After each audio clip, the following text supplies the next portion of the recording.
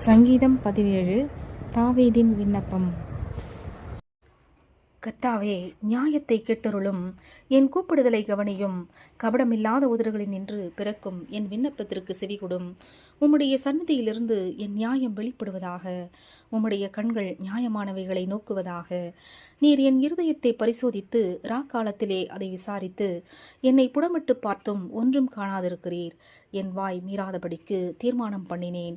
மனுஷரின் செய்கைகளை குறித்து நான் உம்முடைய உதடுகளின் வாக்கினாலே துஷ்டனுடைய பாதைகளுக்கு விளக்கமாய் என்னை காத்துக்கொள்ளுகிறேன்.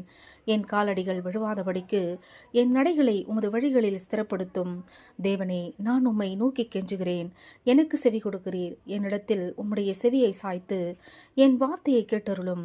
உம்மை நம்பியிருக்கிறவர்களை அவர்களுக்கு விரோதமாய் எழும்புகிறவர்கள் நின்று உமது வலது கரத்தினால் தப்புவித்து ரட்சிக்கிறவரே, உம்முடைய அதிசயமான கிருபையை விளங்க பண்ணும். கண்மணியைப் போல என்னை காத்தருளும். என்னை ஒடுக்குகிற துன்மார்கருக்கும் என்னை சூழ்ந்து கொள்ளுகிற என் பிராண பகைஞருக்கும் மறைவாக உம்முடைய செட்டைகளின் நிழலிலே என்னை காப்பாற்றும். அவர்கள் நினைந்துண்ணி இருக்கிறார்கள். தங்கள் வாயினால் வீம்பு பேசுகிறார்கள்.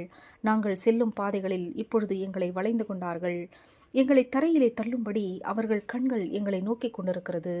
பீறுகிறதற்கு ஆவலுள்ள சிங்கத்துக்கும் மறைவிடங்களில் பதிவிருக்கிற பாலசிங்கத்துக்கும் ஒப்பாயிருக்கிறார்கள்.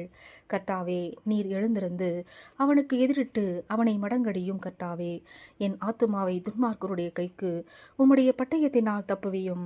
மனுஷருடைய கைக்கும் இம்மையில் தங்கள் பங்கை பெற்றிருக்கிற உலக மக்களின் கைக்கும் உம்முடைய கரத்தினால் என்னை தப்புவியும்.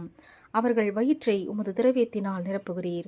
அவர்கள் புத்திர பாக்கியத்தினால் திருப்தியடைந்து தங்களுக்கு மீதியான பொருளை தங்கள் குழந்தைகளுக்கு வைக்கிறார்கள். நானோ நீதியில் உம்முடைய முகத்தை தரிசிப்பேன். நான் விழிக்கும்போது உமது சாயலால் திருப்தியாவேன். ஆமேன்.